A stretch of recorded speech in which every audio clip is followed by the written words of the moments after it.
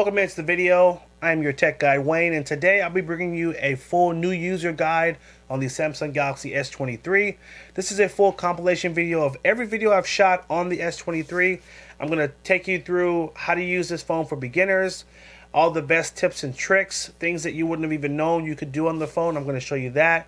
I'm going to show you how to mirror the phone to your TV. From there, I'll show you how to take a screenshot, what to do if your screen freezes, and finally how to factory reset the phone. So make sure you watch all the way to the end so you don't miss any important information. Let's get into the video.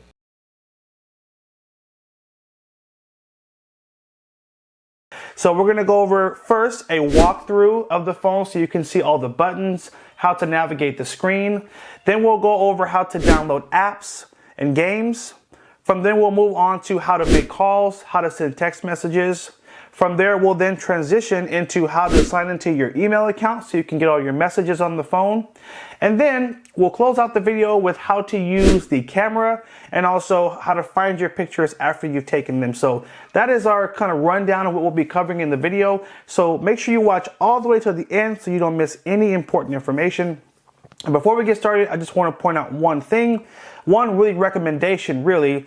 You may have noticed when you bought your phone that it did not come with a wall charger, which is frustrating because obviously you'll want to be able to charge your phone. Everyone doesn't have a Type-C wall type charger at home, so I just wanted to throw a recommendation out there for this charger here. It's by Anker. This is a quick charge charger that will support the cable that came in the box. It also has a full-size USB port as well, so you can charge your other devices on this at the same time. Very reasonably priced. It's under $35, and it's a great companion piece, I'll say, for you to get for your phone. If you're looking to spend a little bit less, Anker also makes what's called their Nano charger, and it's just a Type-C charger. It does support quick charge as well, and again, this will work with the cable in the box. So if you haven't already purchased a charger for your phone, I would encourage you to get one of those, and I'll have the links in the comment section and in the description below. Do not use cheap chargers. Make sure you buy a quality charger so that you don't mess up your new phone. All right, let's go ahead and jump in, and let's start with our walkthrough. So starting with our exterior buttons, there won't be any buttons on the left side of the phone. The left side is totally blank. On the right side, you'll find your volume up, volume down, and a power button / standby button. There's nothing at the top of the phone. On the bottom, you will find your SIM card tray right here, and you will find your Type-C connection right here. Now, one important note, in case you didn't know, this phone does not have a micro USB, or excuse me, the phone does not have a micro SD slot. It will not accept external memory cards. You can only use the internal storage, all right? Now, on the right side here, we're gonna tap that power button, and tapping that is gonna wake up the phone. Tapping it again will put the phone asleep. The phone is still on, it's just asleep. So tapping it once will take you to this lock screen. And to unlock the phone, simply take your finger, put it on the screen, and just drag your finger across the screen. And that's how you unlock the phone, just a drag across the screen. Now, if you ever would like to turn the phone off or restart it, swiping down from the top of the screen, swiping down again, and you'll see a power button right here, right next to the magnifying glass. If you tap on that power button, it will take you to the menu here that will allow you to either power the phone off, it will allow you to restart the phone, or to put the phone in the emergency call mode, all right? And one important little tweak that will probably be helpful to you, if you tap on side key settings, you can change your power button so you can launch this menu from the power button. So where it says press and hold in the middle here, tap on power off menu, and then tap the home button here. And so now if I hold down on the power button, it will also launch the menu that will allow you to power the phone off, restart the phone, or go into an emergency call. So just one little tip. As I see little tips I think will be valuable, I'll throw those out there just to help you, again, be as educated as possible and have a smooth experience in terms of using the phone. So that was the process of, or excuse me, those were the exterior buttons, and that's how you power the phone off. Next, we're gonna go over the buttons on the screen and how to navigate the phone. So on the bottom of the phone here, you'll find three buttons: a recent apps button, home button, and a back button. Let's walk through what these three buttons do, starting with the home button. Simply put, pressing the home button will take you back to this screen, which is called the home screen. So no matter what you're doing, let's say you tap on one of these little icons by accident, if you'd like to get back to the home screen, all you need to do is tap on the home button, and that's it. And now we're back to the main screen, okay? No matter what you're doing, that button always takes you right back to your home base. So that's the easiest way to think of it. Now, on the left here, you have what is called your recent apps button. So let's quickly talk about what are apps. So apps is short for applications. Think of it like a computer. Computers use programs, phones use applications, or apps for short. So when you hear me use the term apps, I'm just referring to these little icons, which are the programs of the phone. And obviously later in the video, I'll walk you through how to download those different applications and where to find them on the phone, all those important details. So don't worry, we'll go over all that later on in the video. So let's say I open up one of these little apps, and again, this app here, this is your internet, also known as Google Chrome. So if I tap on the Chrome app, it's going to take me to the internet where I can then tap in the search box here and I can do a quick search for something on the internet. You could type in, for example, weather, in case you wanted to know what the weather is in your city. And just by tapping in weather, it actually will show you right here. So I'm on the internet, I'm doing a search, and I want to go back to my home screen. I'm going to hit my home button. It takes me back home. But one important thing to note is that because I've hit the home button, that doesn't close out the page I was looking at in the Chrome app. That page is still open. And so if I want to get back to that page quickly, I would tap on my recent apps button right here. Now this will show me a list of all the apps I was just using. So I can easily get back to an app or a program I was using previously just by tapping that button and then tapping on the app. So that quickly, now I'm back at the Chrome page and I'm able to search the internet. Now, if you would like to close out those apps after you finish using them, all you need to do is hit that recent apps button and then swipe up. So put your finger on screen and make a swiping up gesture. So basically dragging your finger up the screen like this.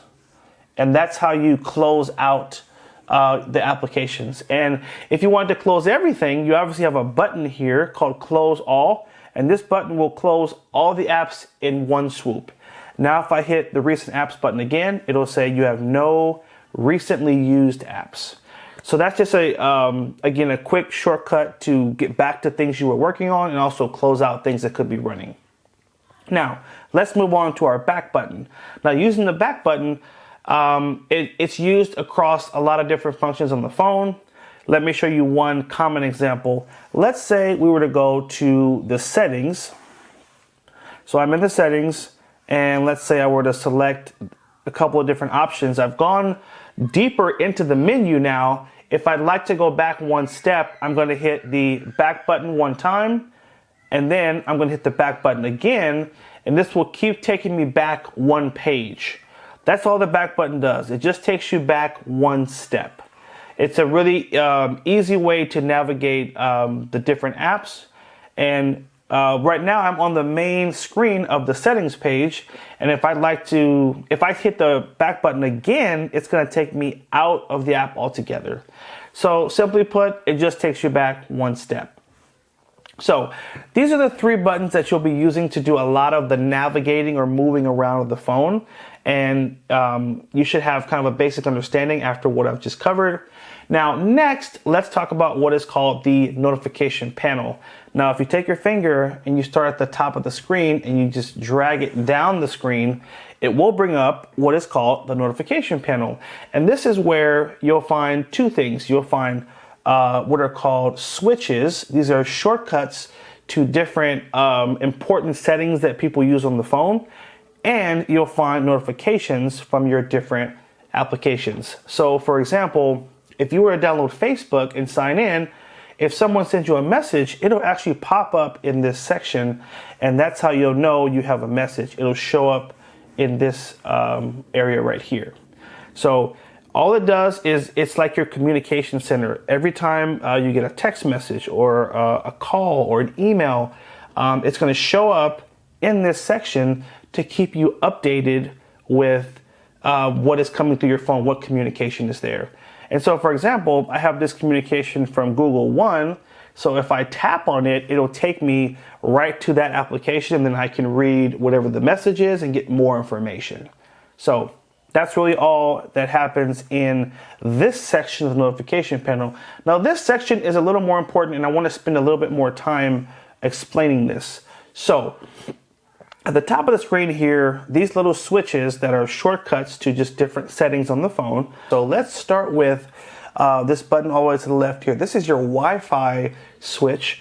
And so if it's lit up blue, it means that your phone is, your Wi-Fi is turned on and you're able to connect to a Wi-Fi network. So right now it's grayed out, which means that Wi-Fi is turned off. So if you want to turn on Wi-Fi, all we have to do is tap on that icon just like that. It will light up. And now we'll begin to look for a Wi-Fi signal. Now, if you're, let's just say you're out at a restaurant or you're at someone's house and you're trying to connect to their Wi-Fi network, you want to take your finger and just hold down on the button for 1 second like this. That will take you to the Wi-Fi page in the settings, and it will basically set you up for the easiest connection. So right here, we'll see all the available networks. You'll simply need to find out what is the name of the network you're trying to connect to. If you're at Starbucks, the network is probably called Starbucks.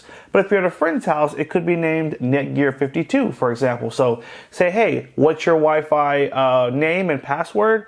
Let's just say it's Netgear52. You're going to tap on that, and then the keyboard will come up and you'll just enter the password. And when you're done, you'll hit connect, and then it will connect to that network. So that is really the whole process for you to connect to a Wi-Fi network.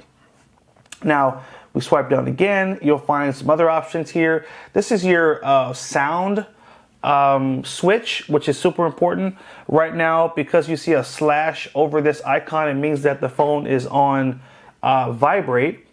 Now, if I tap it again, this means that the phone is on mute. So basically, or excuse me, it's on silent. So it means if you get a call or a text, the phone is not going to vibrate. It's not going to make any sounds. And if I tap it again, now the sound is totally on. So if a call comes through, the phone will ring loudly and it will vibrate as well. So this is how you toggle through putting the phone on vibrate, silent, and then volume. Super important thing to note there. Next, we have our Bluetooth switch. Once again, if it's lit up in blue, it means that your Bluetooth is turned on. And let's say you had a Bluetooth headset or a speaker and you wanted to connect to it. Just like Wi-Fi, we're going to put our finger on it for 1 second, and it will take you to the Bluetooth menu. And here we can see all the devices that are in Bluetooth range that you can connect to. So for example, if you had a Bluetooth speaker, you would now need to go to your Bluetooth speaker and check the settings and put it into pairing mode. So now your speaker is broadcasting that its Bluetooth signal. You know your Bluetooth on your phone is on. And then you'll need to tap the scan button here, and it will begin to look for all the compatible devices that you could connect to. And then once you find one, you'll simply tap on it and it'll connect. It usually won't ask for a password, but every so often it will, just FYI. Okay, so those are probably the most important 2 switches up there, or most important 3, I should say. This is your flashlight here. So this allows you to use the phone's flash as a flashlight, great when you walk in the house and your switch isn't by the door. Now, there are more than 5 switches. There's just 5 main switches you see when you first swipe down from the top. But if I swipe a second time, it actually will bring up a lot more options here. So we'll have our hotspot, screen recorder, our GPS. We have our power saving mode, which helps to keep your battery lasting longer by restricting some of the background access on the phone. If we swipe to the left on the screen, We'll have more switches here. So quick share and nearby share are two different ways you can share files with people.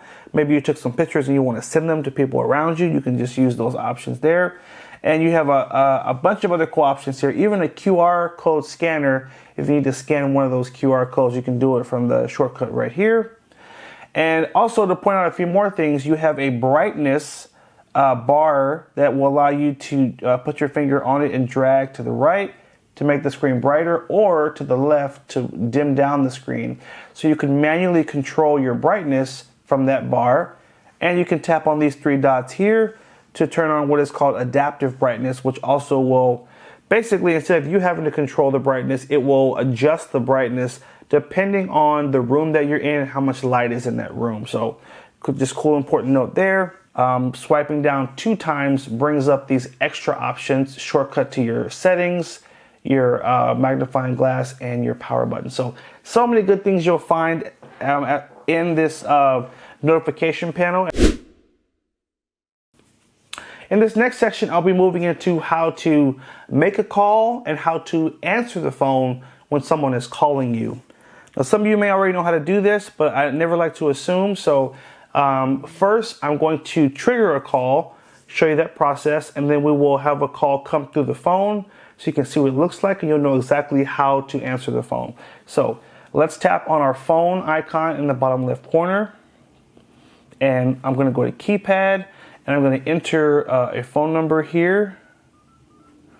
So there's a phone number. I'm typing in the area code and then the actual number. And I'm just going to tap this green button to start the call. There we go. And the call is coming through. And when you see it start to count up at the top, it means that the call has connected. And if you hold it up to your ear, you'll be able to hear the call. If you tap on this button, the speaker, it'll broadcast it louder. You can mute your phone by tapping this here. You can connect to a Bluetooth device, maybe a Bluetooth headset, by tapping this button here. If you're talking to an automated system and you have to enter a command, you can tap on keypad to bring up the different numbers. And when you're all done with the call, simply hit the red button to end the call. So in a nutshell, that is the process to make a call and some of the most frequently used options on the screen. Next, let's have a call come through so we can go over how to answer the phone. So here's our call. Now I can tap on this green button here to answer the call, or tap the red button to decline. Let's tap the green button. The call has now connected, and now I can start talking to the person, and if I'm all done, or when I'm done, I can hit the red button to end the call.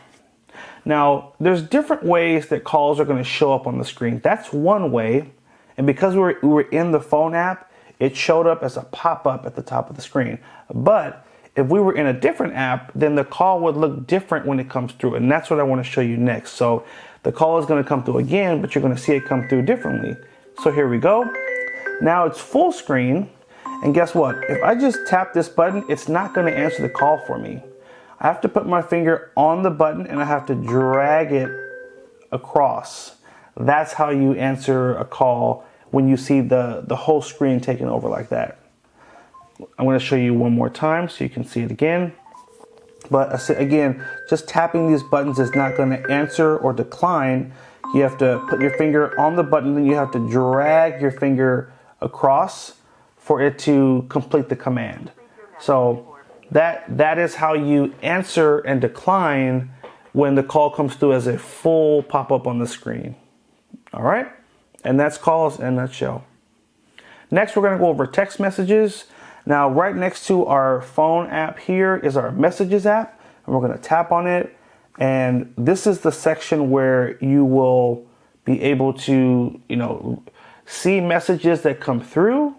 You'll be able to also send your own messages. So right now I just have one message here that I sent to myself, and there's nothing in it so far. Now you can either take a text message that has already come through and you can add to it, or you can hit the button in the bottom right corner right here, and this will set up a new message. Now I have all these numbers in my current contacts, so they're blurred out, but once you start adding contacts to the phone, they will show up in this section, and you can easily tap on one of these contacts. So for example, if I were to tap on this contact here, it would show up on the screen, and then I can tap on this blue button here to basically open up a conversation and start texting that person. So that's one way to get a conversation going. But watch this, I'm going to use my back button to get out of that. And now I want to hit this button again, because this time I want to start a text message just using a phone number. I have someone's number, I'd like to text them. So at the top of the screen here, I can either tap where it says to, I can tap in the box here to bring up a keyboard to search for a specific person's name in my contacts, or I can tap on this keypad button here and it will bring up just my numbers and allow me to put in the phone number to send the person a text, just like this. Entering a phone number now, I'm going to hit done, and it has opened up a new text message that I can now use to message that person. So let's tap in the box where it says text message. That'll bring up your keyboard. I'm going to hit hi, and I'm going to hit this button, which is your send button, and it's going to send the message forward to that person. Now, I can send words. I can tap on my little emoji button right here. Tap on that little happy face that brings up all the emojis that will allow you to then send one of these little pictures. I could send, a smiling face, for example. I could send crying faces because I'm laughing at something. And then same thing, send button here to send it out. Now I can also tap on this plus on the left side here, or excuse me, there's a plus, and right next to the plus is this little square and a little camera. It's kind of hard to see, but this is how you attach a picture. So I'm going to tap on that, and it will actually show me some of the pictures that I've previously taken on the phone. So let's say you just took a picture, you want to send it to someone. It should show up in this little list here. I could tap on this picture here, and it would automatically attach it to the text. Or if I were to hit this plus, I'd have some other options. So I could send a GIF, one of those little animated pictures. I could send, attach a file. They have stickers. I could schedule this message. Maybe you say, hey, like I actually want this. I want them to get the message tomorrow. I'm just sending it now. You can tap on schedule message, and it will ask you what time do you want the message to be sent. And then you can basically get it all ready and then schedule it to be sent later. Now, one more thing, if we tap here again, the picture in the camera right next to the plus, you actually have a camera that's going to show up in this menu, and I can simply take a picture right now, attach it, and now I've just taken a picture and it's attached to the email, and I can hit our send button here to send them those two pictures. So that is how you send a message and kind of some of the options that are available. And then if we hit our back button twice, it'll take us back to our main message screen. And then if that person responds, then in fact, let me respond so you can see what a response would look like. So I'm just gonna say hi back to myself, and we should see a little pop-up. There it is. Notice, so here's the pop-up on the screen. And also now this contact is in bold because it's telling me that someone just sent me a new message. So that's how you'll know that you have a new message here, and I can tap on it, and now I can see a message came through. So that's kind of text messages in a nutshell. All right, in this next section, we're going to go over how to download applications so you can download apps and games and get all the fun things you'd like to have on your phone. So before I go over how to download apps, though, I want to show you where you'll find all of the apps that are stored on the phone. So we're on the home screen now.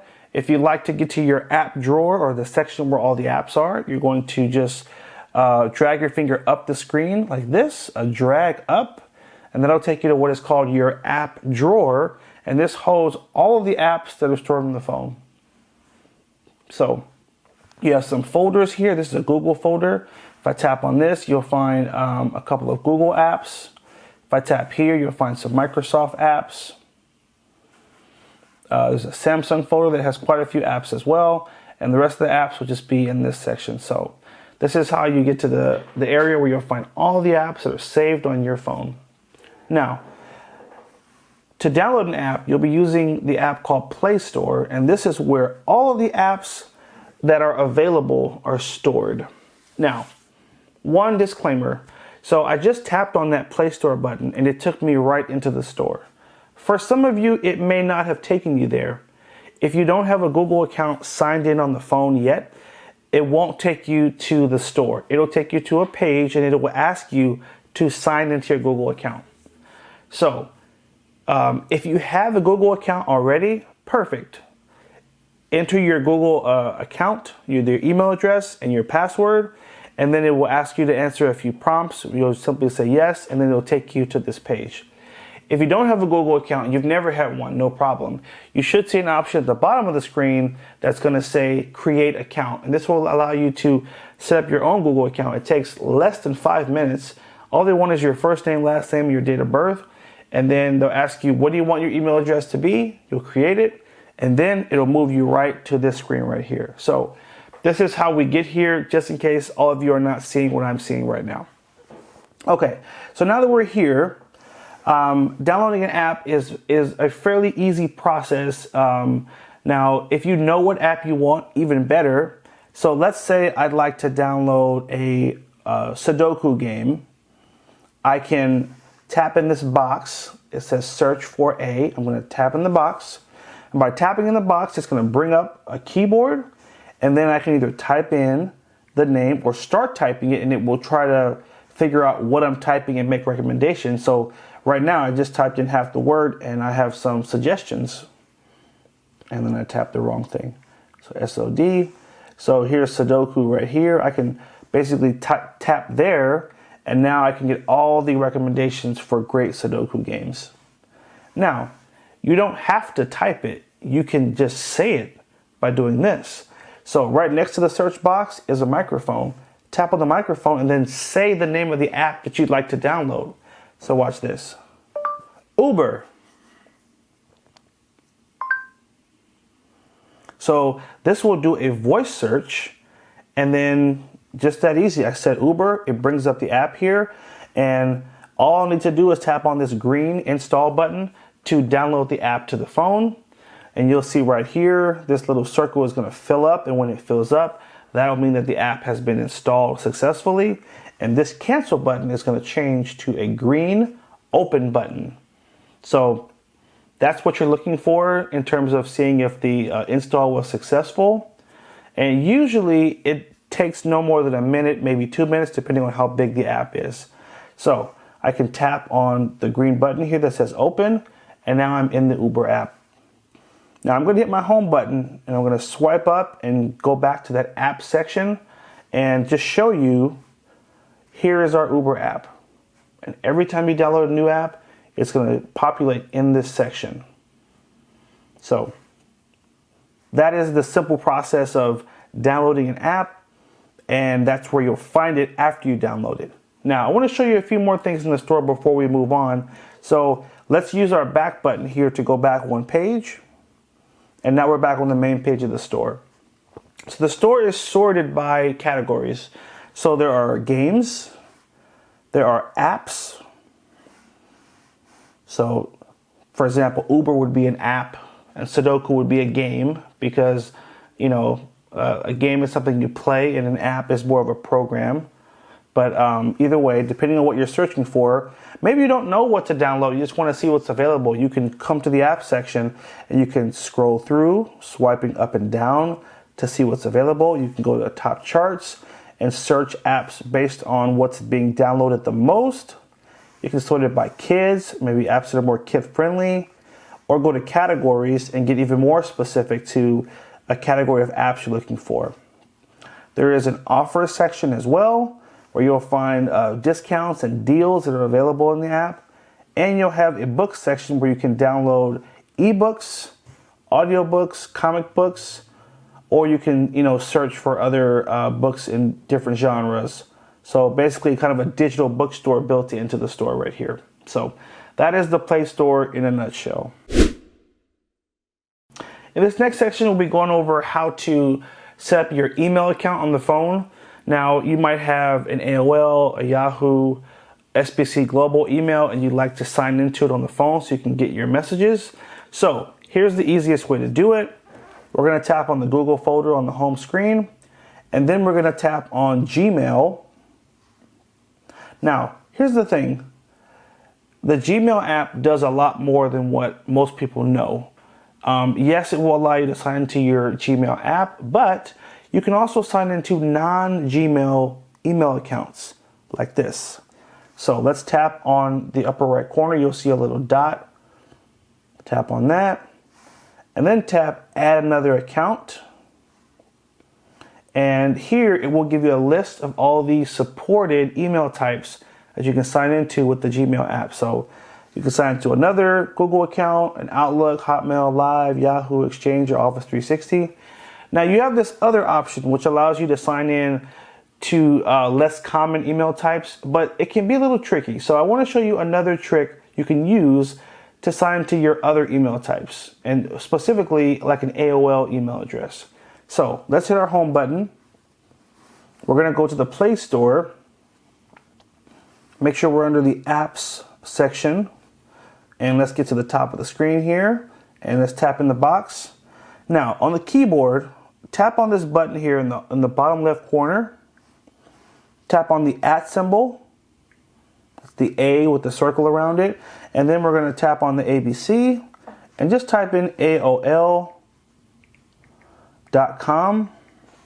And then I'm going to hit the magnifying glass in the bottom right corner to do a search. And what it's going to bring up are all the apps that are compatible with this email type. And obviously the most common one being the AOL app. So I'm going to hit this install button and download the AOL app. And now I can sign in to my AOL specific email accounts much easier using the AOL app. So that's just a trick to sign into the less common email types. Now I'm going to tap in the box here. I'm going to erase all the words here. Another common email type that most people want to sign into is sbcglobal.net. So once again, bottom left corner, tap on the special characters button, the @ tap on ABC, and then let's type in SBC Global, and probably spell it right.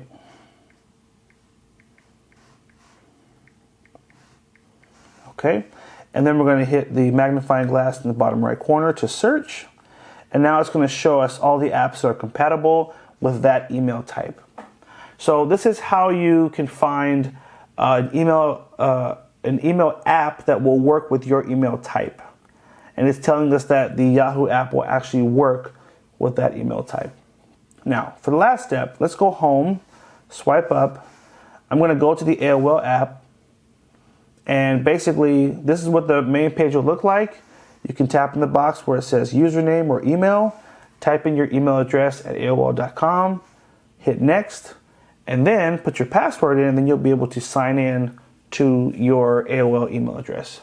So I always like to show the common way to set it up, and then obviously I want to show you the workaround in case that may not work for everyone. So that is email in a nutshell. Now in this next section, I didn't mention this at the beginning of the video, but I do want to go over this, which is how to save a contact to your phone. So if you like to add a number into your phone so you can call it easier, here's how you save it. We're going to tap on the phone app. We're going to tap on contacts, and then you'll see a little plus in the center of the screen, and this will allow you to create a new contact on the phone.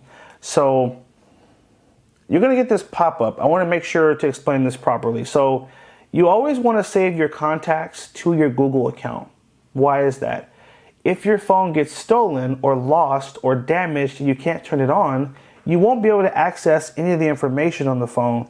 However, anything that's backed up to Google is saved in the cloud.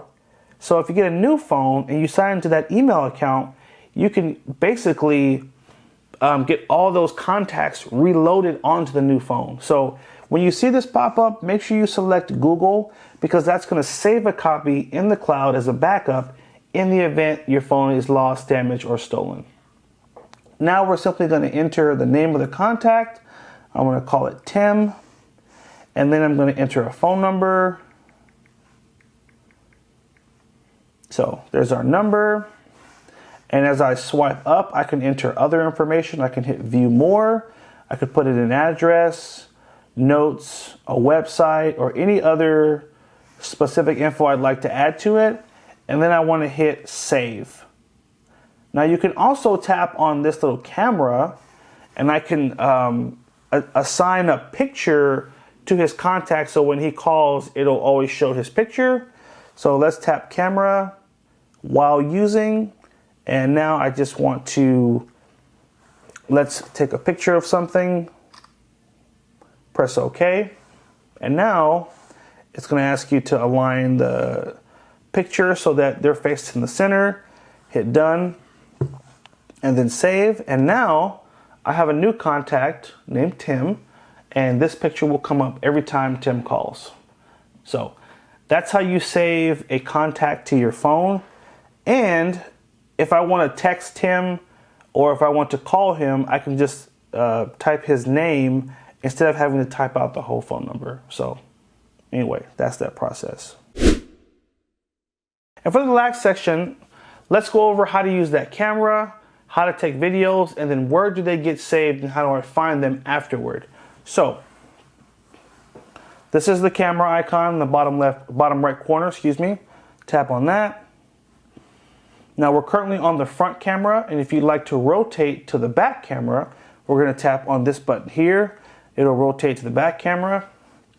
And now I'm simply going to point. When this button is white, it means that you're taking a picture. Let's tap. So we're taking pictures. Now on the main screen, if I just swipe over, it'll actually move me to the video section, and in the video section, that button is white with a red dot in the center.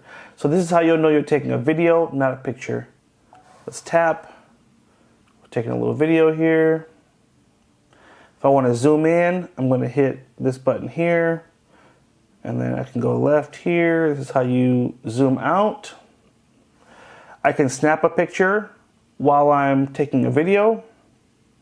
And when I'm all done, I'm going to hit the button to the right here. This will stop the video from recording. Now you'll have a button to the left here that is a review button. I can tap this to see the very last thing I just took a picture or video of, which is super helpful. Now, if I want to see all the pictures that I've taken on the phone, I'm going to hit the home button, swipe up, swipe to your right, and look for the gallery icon, which is right here. And now I can see all the pictures that I just took in that gallery section. And so this first tab, pictures, is arranged in order. But if I go to albums, they'll be arranged by folders. So recently taken pictures, favorites, screenshots, messages. It'll organize the pictures based on how you've saved them. So that's basically where you'll find them.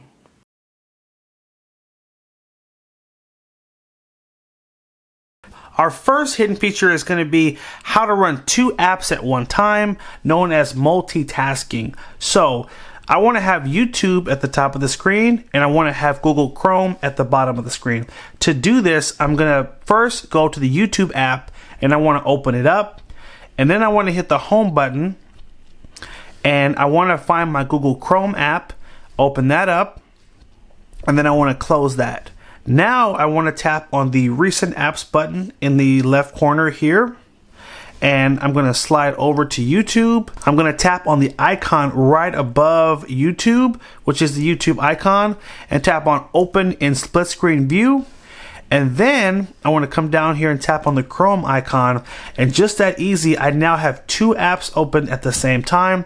Now guess what? I can tap on this video here, and this video is going to start playing in full screen, and at the bottom here I can be reading these articles here while I'm watching the video. Sometimes you want to listen to a video while you're doing something else. Maybe you're waiting for a piece of information, or you're kind of half listening to it, half doing something else. I love to multitask, so this is very common for me to have a video at the top while I'm doing something else at the bottom. You could be sending a text message, you could be looking through photos, you can be doing so many things simultaneously, and this is using what is called, again, split screen. Now, there are 3 dots in the center of the screen here. Take your finger, put it on the 3 dots, and simply drag down, and that's going to take you out of the split screen. So that's one way to multitask. Now, another way to multitask is simply open up a video app. This works for most video apps, and I primarily use it with YouTube. While the video is playing, hit the home button. The video will continue to play in a pop-out screen that you can move to any section of the screen. And guess what? If I want to go to Chrome now and look at Chrome in a full-size window, I can do that, because this video is going to continue to play in this little pop-up screen. This is called pop-out video. And when I'm done, I can simply tap on that video. I can pause it. I can go back to full screen, or I can just simply hit the home button and close it out. Now, one thing I want to point out really quickly is if the video is paused and you hit the home button, it's not going to open up in that pop-out video. It only does that if the video is playing. So it's playing right now. I'm going to hit the home button. You're going to continue to see that video in that pop-out screen. So, important distinction to note. Now, for our next tip, I want to show you how to keep your screen on longer. The phone, most of these phones out of the box are set to go off every 15 seconds if you don't touch the screen, which can be super frustrating. So we're going to go to the settings. Now on your phone, you can swipe up and swipe over to settings. I have a shortcut for settings at the bottom here, so I'm going to tap on that settings wheel, and I want to go to the display section of the settings, and I'm going to swipe up and go to screen timeout. Now I already have mine changed to 2 minutes. Again, most S23s will be set to either 15 seconds or 30 seconds, meaning if you don't touch the screen after those seconds, it starts to dim. So I like to set mine to either 1 minute or 2 minutes, so I have more time to read what's on the screen without the screen going dim. So really easy tweak that'll keep your screen on longer and lower your frustration. Now, the next hidden feature I want to show you is something called Dex. Now, Dex is a really cool hidden software feature that a lot of people just don't know about. And basically, you can take your S23 and you can turn it into a full desktop computer. That's right, a full desktop computer. So, to do this, you'll need a couple of things. First, we're going to swipe down from the top of the screen.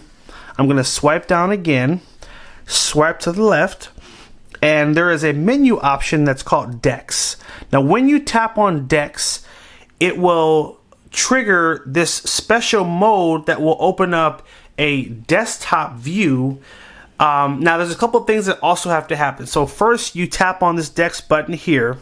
Now, right next to me, I have what is called the Laptop X14. This is actually a laptop that is specifically designed to take advantage of the Dex feature.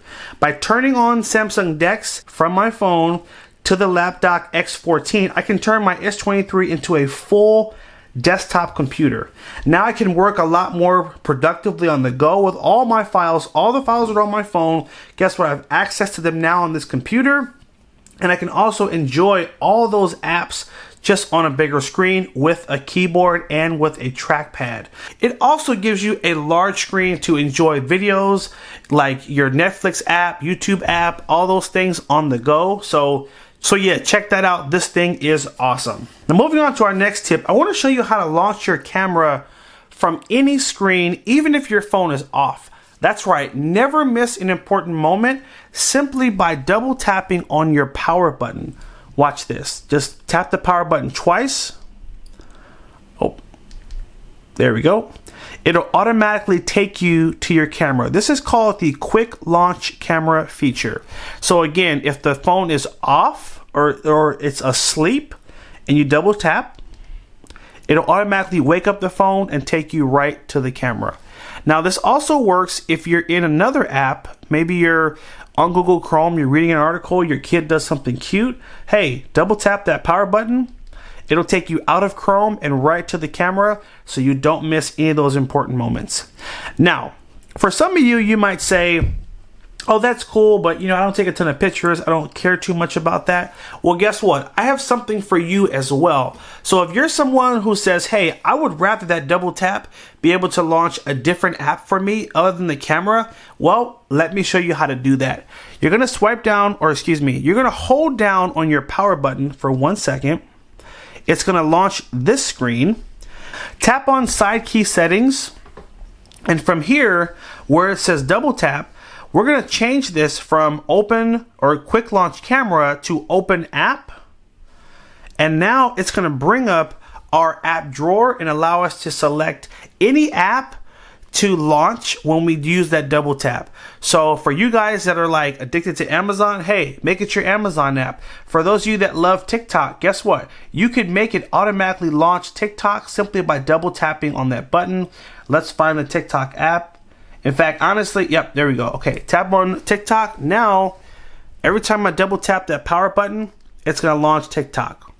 So super cool.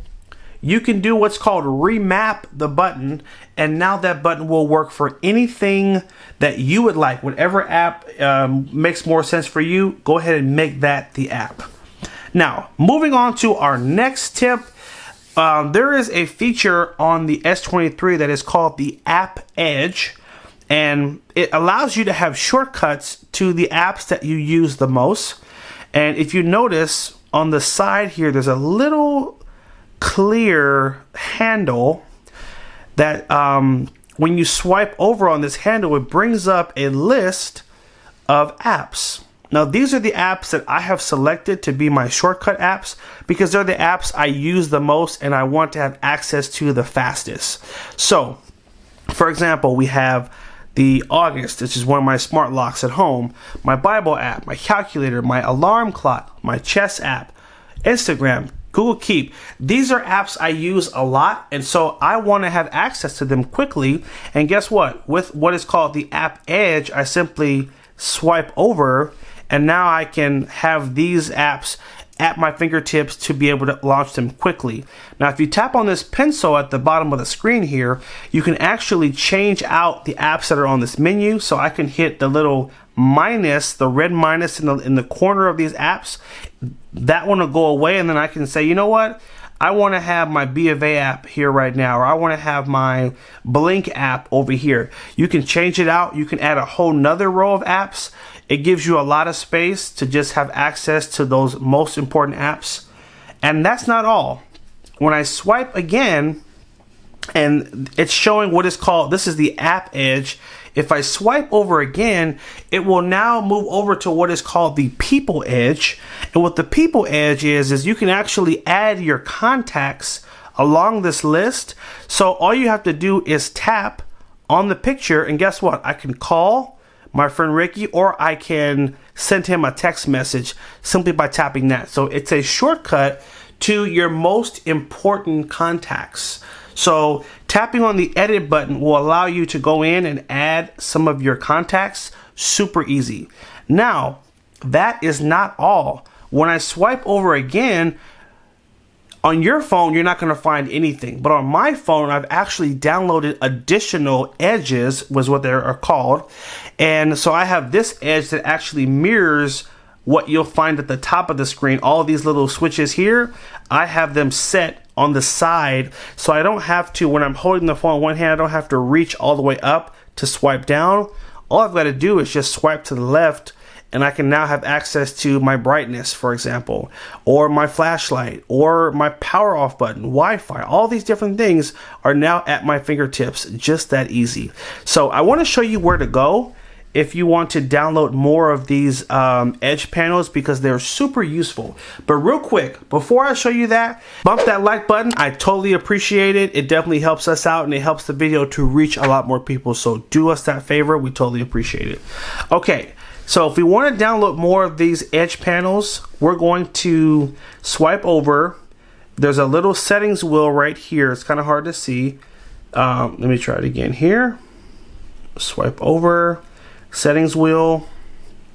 Now that little wheel is going to take you to this screen, which shows you all of your panels. So your app edge, people edge, control panel is one I've downloaded, and there's a bunch of other stock edges you can choose from, like a weather option here.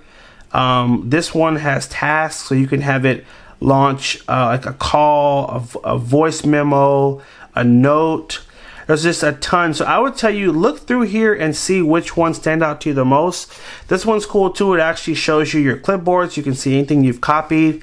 If you tap on Galaxy Store, it'll take you to the specific section of the Galaxy Store where they only show you edge panels.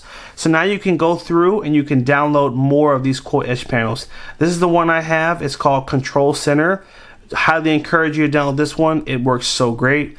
And as you swipe over, you'll find some other really awesome ones to take advantage of. They have a little calculator that's pretty cool. So definitely check that out. By the way, I just want to take a quick moment and I want to show you the case that I've been using since I purchased my S23, which is the Mouse Bamboo MagSafe case. Now this case is super awesome. It looks so clean, and man, it's got this grip around the sides here that make it so easy for holding. I've dropped it a couple of times. I have kids, and so you pass your phone to your kids and they drop it, but it has done a great job protecting my phone. And there's a really cool desk dock that you can use with this from Mouse that will allow you to basically dock your phone right on it. It will wireless charge for you because, again, the back has MagSafe, and you can even rotate your phone in the landscape position. So I love to use it for like watching videos at my desk while I'm working, or when I'm on a video call, I can have it on the dock and be charging while I'm watching a video or on that video call. So super cool. I want to take a minute and just show you that because, you know, if I'm using something that's helpful for me, I want to share it with you guys in case it's something you guys might like and it might help you. So I'll have a link below in the description of where you can get more information on that. And if you want to buy one, hey, go for it. For the next tip, I want to show you the device care section of your phone, which is super important. So let's tap on this. Let's go to the settings, and we're going to go up to battery and device care section. Now, if you notice your phone starting to run slow, or you know, the internet being slow or just being glitchy, you'll want to come over to the device care section and you'll want to run an optimize. Now this will check the phone to see if there's anything that's running in the background that's slowing your phone down. Maybe you have too many apps open. It just does a full diagnostic to see what is the state of your phone. Is there anything that can be done to speed it up? And it always finds a couple of things that it can turn off, which helps. And it's just a way to give your phone a quick boost. Now, if I hit the home button here, if I hold down on the home screen and go to widgets, there is actually a device care widget that you can use. So under device care, you can do a simple optimize button like this, or something more elaborate like this, which actually shows you how much storage you have and how much memory is being used. I tend to use just this one, so if you just hold down on that first button there, you can just drop it anywhere on your screen. And now I just tap it and it will do a quick optimize. So what I just did when I went over to settings and tapped on optimize, now I have a shortcut button on the home screen that's going to help me quickly diagnose the phone to see if there's anything that's running that might be causing my phone to slow down. So highly encourage you to do that. The next tip, which to me is a super important tip, this is going to be the emergency mode. Now, a lot of people don't use this because they don't know what it is. And if you notice, when you hold on the power button, it'll show you emergency call. And guess what? Everyone's sort of afraid to touch that because they don't want to trigger an emergency call. But let me show you exactly what it does. So if we tap on this, it doesn't immediately call someone. It takes you to your emergency section of the phone, And there's a few important things in here that you'll want to be aware of. So first, you can program emergency numbers in the phone, which would be it'll show you some people to call. So it'll look at your area and then it'll show you, hey, this is how you get to the fire department. This is how you get to Mountain Rescue, Coast Guard. You can trigger a call to any of these important numbers. Now, also, if you tap on View Medical Information, here you can add in some very specific information about maybe conditions that you have. Like in the event that you were to pass out, and maybe, or you're feeling faint, or you're having an episode of a condition, and you know it's coming, and you're not going to be able to have time to explain to someone what's happening, you can simply hold down the power button, tap on emergency call, and then tap on View Medical Information. And if you pass out, what's going to happen is on the screen it will show any specific notes that you've added. So let me show you how to add the notes and how to set up your emergency contact in the event that this were to happen. So let's go home, settings, and there's a section that's called Safety and Emergency. And first we're going to tap on Emergency Info. And here you can put your name, medical conditions, allergies, current medications you're taking, blood type. I mean, it's a very extensive list. So when you tap on emergency call and you go to medical info, all this information will display on the screen. And if you think about it, it's going to make it easier for a medical person to be able to care for you properly because they have all the context about what your condition is. So if you have, honestly, I would say anyone should set this up because you just never know what situation you might be in. And if the one thing you can do before you were to faint is simply go to medical information and have that open on your phone and it has your name, now that helps that person care for you so much better. So take a minute on your phone and make sure you set up all this information. And on the next screen here, you can set up your emergency contacts. So you can add people to show up on the lock screen. So if you tap on that emergency call and you trigger that, so here it says emergency contacts are people you trust to help you in the event of an emergency. They'll be contacted if you start emergency sharing.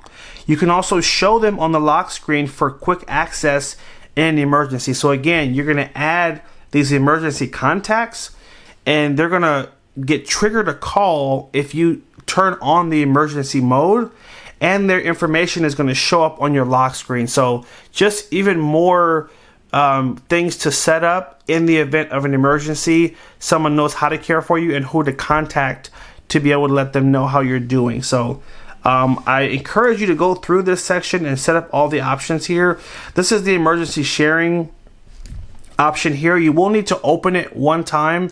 You'll need to hit continue, and you'll need to basically add in the emergency contacts and have it fully set up.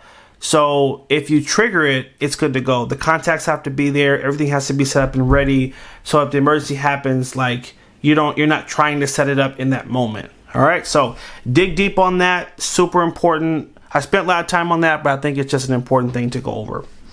All right. And the next thing I want to show you is the Samsung Smart Remote feature. Now, if you took a look at my shortcut apps here on my app Edge, you'll find this app, which is the one app I didn't talk about. This is the Samsung Smart Things app. And this app basically allows you to control your Samsung devices. Now, I have a Samsung robot vacuum, I have a Samsung monitor, and I have a Samsung TV. And so I love this app. I use it almost every single day because it allows me to be able to turn my TV on, change the channel. I have an Apple TV connected to my Samsung Smart TV. I'm able to control my Apple TV using this remote. I simply tap it. I can turn the TV on using this, and I can access a full remote control once the TV is on. So this is just a super cool app that you definitely need to download. Again, actually, it comes installed on your phone already. It's called Smart Things. And hopefully by the time you watch this, they haven't changed the name because Samsung is notorious for just changing the name of their apps. But it's a really great app, and it just allows you to control your TV right from your phone. I have kids. We lose the darn remote all the time. So this app is so great because even if the remote is lost, we can still turn on the TV and still enjoy our entertainment. So definitely wanted to include some time in this app. You need to be using it if you have a Samsung TV. And if you don't have a Samsung TV, the next TV you buy needs to be a Samsung TV because they are amazing and they allow you to do so many cool things. Now, the next thing I wanted to share really quickly is just an important tip. To make sure you do not use cheap chargers on this phone. This is a very expensive flagship phone and it supports fast charging and you don't want to use cheap chargers. So I just want to show you real quick 2 chargers that I recommend. They're both by the company Anker. The first one is going to be the Anker Nano charger and it's very small, compact. It's a really good price. It's around 20 bucks. It'll work with the USB cable in the box, the Type-C cable, which nobody likes. It'll work with that. So it's, again, small, really compact, and it does support the fast charging. So definitely check out one of those. I'll have a link in the description. This other charger is going to be the upgraded version of that Nano charger, and it actually has a Type-C port and it has a full USB port, so you can charge your phone and charge one of your other devices at the same time. I usually will charge my phone and I'll charge my Bluetooth headphones. By the way, since we're mentioning headphones, these are the Samsung Buds 2. And they're a great pair of headphones to use with this phone if you don't already have any. They do support noise cancellation. They sound great. They're small. They fit pretty great in my ear. And I've had a great experience with them. So check out those. Obviously, I'll leave links in the description for all the products that I talked about. I thought it was important in doing this tips and tricks video to weave in some of these awesome products that I've been using because I use them for a reason, because they're cool and they just really enhance this phone and my experience with the phone. So I wanted to spend a little bit of time in this video recommending some of these other really cool accessories to go with this phone. So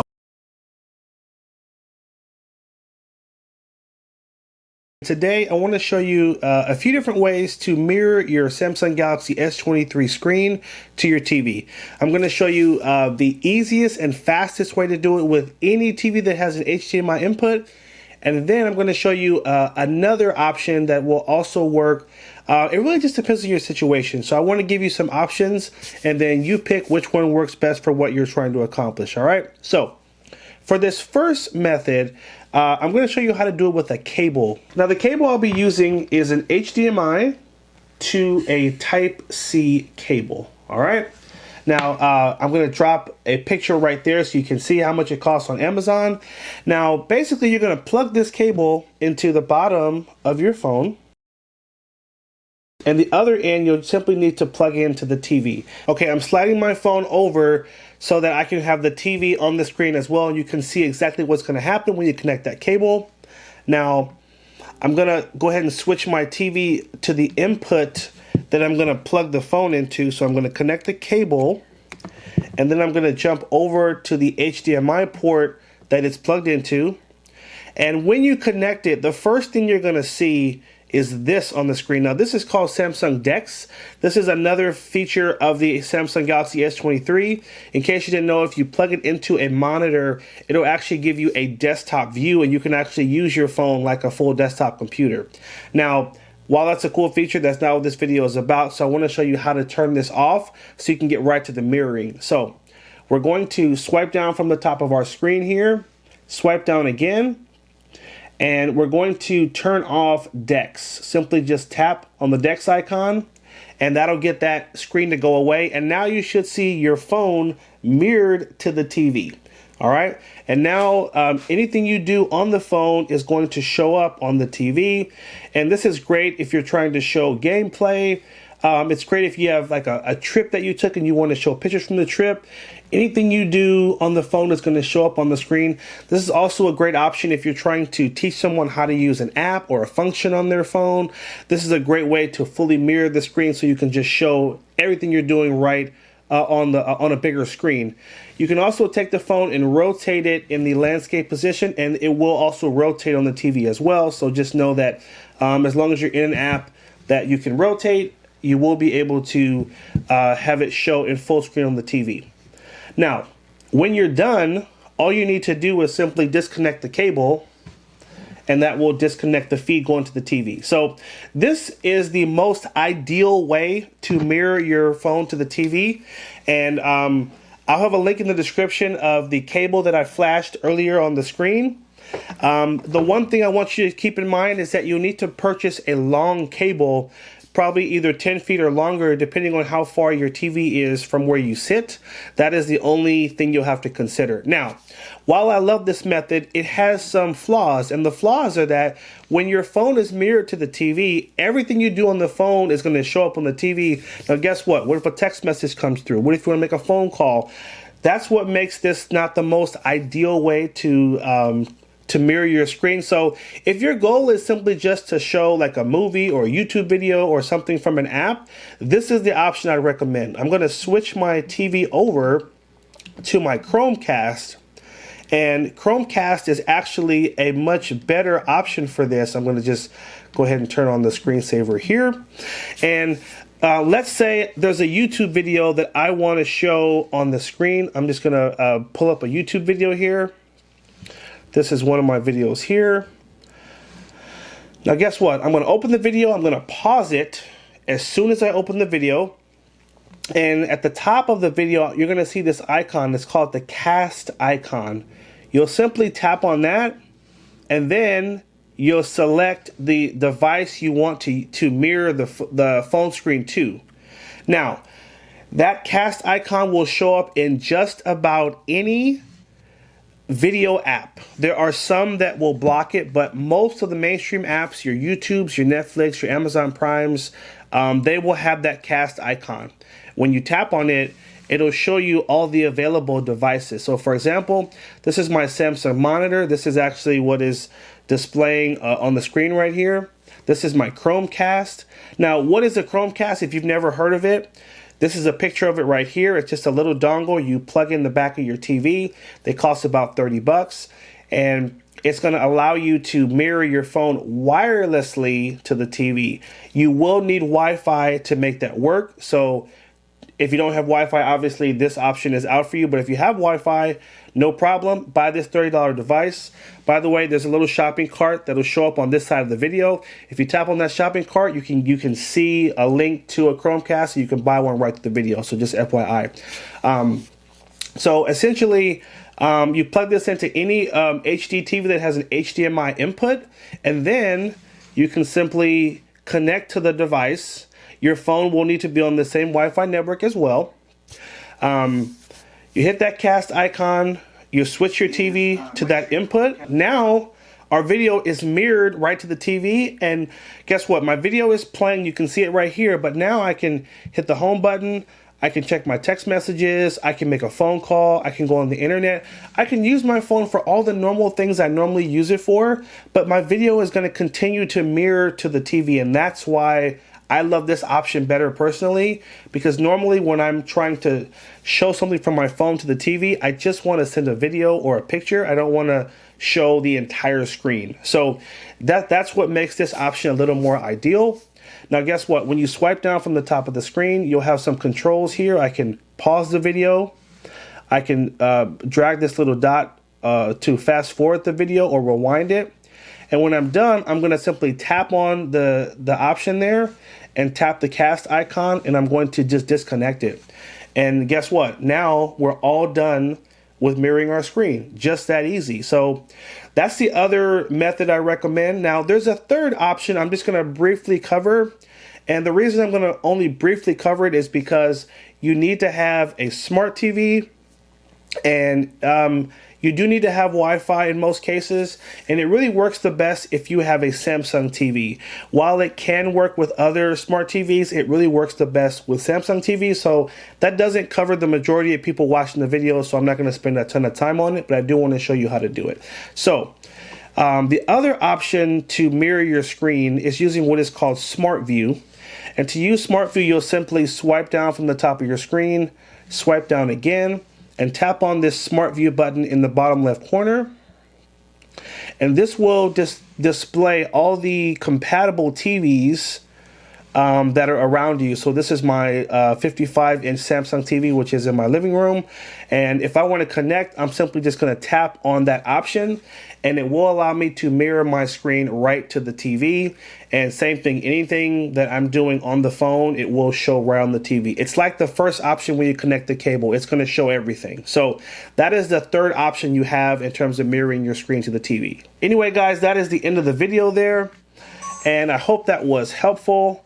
Just as a reminder, there is a little shopping cart you'll find in this corner here. If you tap on that, you'll see a link to the Chromecast that you can purchase to wirelessly mirror your screen to the TV. I'm curious to hear your thoughts in the comment section down below. Would you prefer to buy a cable and connect directly to the TV, or would you prefer to buy the Chromecast and wirelessly mirror your screen to the TV? Curious to hear your thoughts in the comment section down below. If the video was helpful, make sure you hit that like button down below. If you're not already a subscriber, hit that subscribe button and stay tuned for more videos. Take care, and as always, have a good one.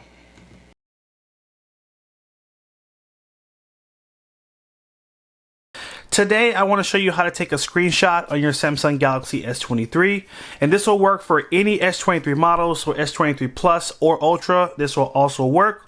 So let's get into it. What we're going to do is hold on the power button right here, and we're going to hold on the volume down button. So you're going to hold for 1 second, and then you're going to let go of the buttons, just like this. 1, 2, 3. Hold, let it go.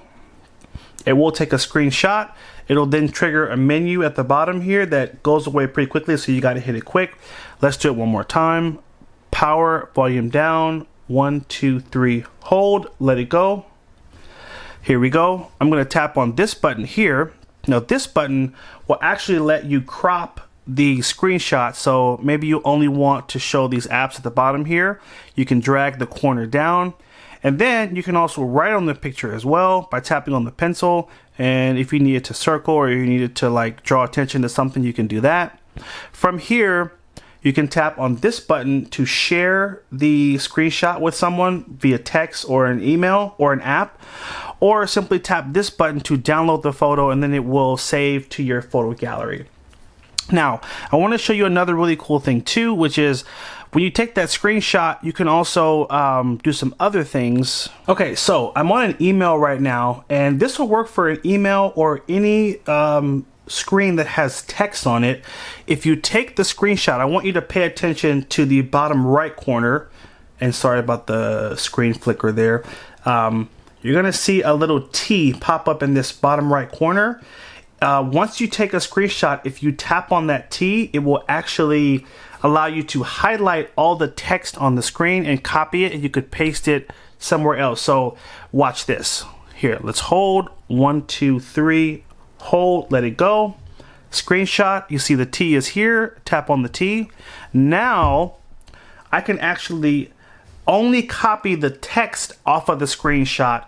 I don't have to take the whole picture. So watch this. I'm simply going to hold down, and now I can drag these little blue bubbles here. I can drag, and then I can select the text, and I can hit copy. Now I can copy all the text from this picture, and then I can text it to myself, email it to myself, or I can also put it in a Google Doc. You can put it anywhere. You can also do this. Hold down, and let's drag again, and then we're gonna tap share. And if you hit share, it'll then give you a pop-up to be able to send it to a specific app that you'd like to house that information. So this is another cool way to take a screenshot. If really your goal is, I just want the text off the screen, that's a super easy way to be able to interact with that information.